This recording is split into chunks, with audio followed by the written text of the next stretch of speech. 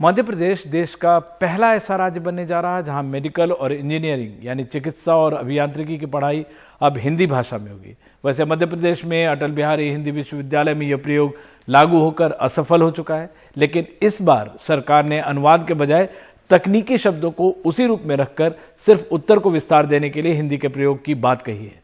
Pilot project के रूप में इसकी शुरुआत भोपाल के गांधी मेडिकल कॉलेज से होगी। बाद में राज्य के अन्य 13 सरकारी मेडिकल कॉलेजों में इसे लागू किया जाएगा।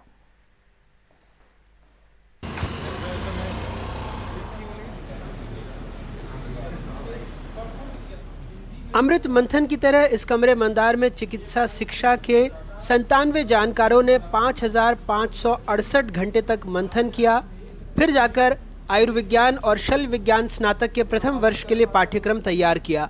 अरे घबराएं नहीं, हम MBBS फर्स्ट ईयर की बात कर रहे हैं। विषय 3 पढ़ाए जाएंगे। वैसे गांधी मेडिकल कॉलेज में 3 में से 2 छात्र इन विषयों के नाम के तर्जुमे की परीक्षा में पास हो गए। शरीर रचना शास्त्र, ये किस विषय को कहते हैं? शरीर ये एनाटॉमी। यस सर, एनाटॉमी को बोलते हैं। चेंज करिए। साहिबा आप बताइए, शरीर क्रिया शास्त्र। सर ये फिजियोलॉजी को बोलते हैं जी। आप बताइए रुद्राम जी, जीव रसायन शास्त्र। सर ये बायोकेमिस्ट्री को कहते हैं। 3410 पन्ने की किताब तैयार है। शहर पोस्टर से पटा है जो बता रहा है कि देश में अपनी तरह के इस पहले प्रयोग की किताब का विमोचन गृह मंत्री अमित शाह करेंगे। 16 अक्टूबर को देश के यशस्वी गृह मंत्री अमित शाह जी और माननीय मुख्यमंत्री जी भोपाल में लाल परेड ग्राउंड पर 11 बजे इस कार्यक्रम में रहेंगे और उनके हाथों से हम हिंदी में मेडिकल की पढ़ाई शुरू करेंगे, हमारी किताबों को विमोचित कराएंगे। दुनिया के वो 4 देश जो सबसे अच्छी डॉक्टर्स की सर्विसेज देते हैं, चाहे वो चाइना हो, जर्मनी हो, स्पेन हो या फ्रांस हो, ये चारों देश अपनी मातृभाषा में ही मेडिकल की पढ़ाई करवाते हैं। तो ये सुनिश्चित है वैज्ञानिक शोध से कि यदि कोई अपनी मातृभाषा में पढ़ाई करता है तो उसकी लर्निंग अंडरस्टैंडिंग ज्यादा होती है।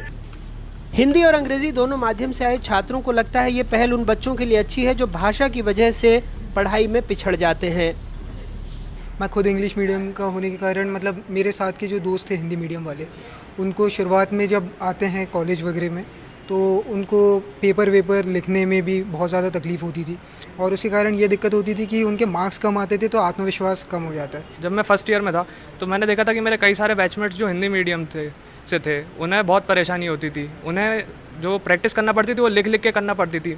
जो MBBS की पढ़ाई है वो तो करनी पड़ती थी, पर जो उन्होंने पढ़ा है उसे लिखने की भी प्रैक्टिस करना पड़ती थी, तो अब उन्हें इसकी ज़रूरत नहीं पड़ेगी। मध्य प्रदेश में हिंदी मीडियम छात्रों की संख्या थोड़ी ज़्यादा है। यहाँ पे सरकारी स्कूल से भी बच्चों का सिलेक्शन होता है, जैसे कि सरकार की पॉलिसी सुपर 100, उससे भी कई छात्र हमारे GMC में आए हैं जिनको कि हिंदी में ही पढ़ाया गया तब तक। तो जब उनके लिए कोर्स को हिंदी में किया जा रहा है तो ये काफ़ी सकारात्मक बदलाव ही रहेगा। अभी तो फर्स्ट ईयर की बुक्स छोटी होती हैं, अच्छा कन्वर्जन करा है उनने, बट अब वही है कि जब फॉरेन ऑथर्स की बुक को ऐसे कन्वर्ट करने जाएंगे तब क्या प्रॉब्लम्स होती हैं, ये एक चीज़ होगी जो आगे देखना होगा। आगे की बुक्स काफ़ी हेक्टिक जाएंगी, it's very tedious process and हम अपने सामने काम होते हुए देख रहे हैं, तो it will take time but it will certainly help some students. MBBS की हिंदी में पढ़ाई की घोषणा के बाद अलग अलग स्तर पर डॉक्टर्स की बैठक की गई। मेडिकल के छात्रों से सुझाव लिए गए। 8 फरवरी को हिंदी प्रकोष्ठ बनाया गया। हिंदी में कोर्स तैयार करने के लिए 14 सदस्यीय कमेटी बनाई गई। विषयवार 3 और कमेटियां बनाई गई। GMC से 3 विषयों के एक विशेषज्ञ इनमें शामिल थे। हिंदी विश्वविद्यालय के साथ ही दिल्ली और UP के मेडिकल, हिंदी और तकनीकी विषयों के जानकार मिलाकर इन कमेटियों में 58 सदस्य थे। हिंदी और प्रादेशिक भाषाओं में चिकित्सा शिक्षा की पढ़ाई को जो लोग अच्छा मान रहे हैं उनके मन में भी कई शंकाएं हैं। पहली तो ये कि जो विषय परंपरागत रूप से अंग्रेजी में ही पढ़ाए जाते हैं उसको लेकर कितनी स्वीकार्यता होगी। दूसरी, इन बच्चों का भविष्य क्या होगा। तीसरी, क्या खुद चिकित्सकों का समुदाय इन्हें स्वीकार करेगा। और आखिरी, कई बार भाषा के मुद्दे सियासी और संवेदनशील होते हैं, तो कहीं ऐसा तो नहीं कि छात्रों के नाम पर सिर्फ सियासत हो जाए और उनका भविष्य अंधकार में डूब जाए। भोपाल से अनुराग द्वारी, NDTV इंडिया।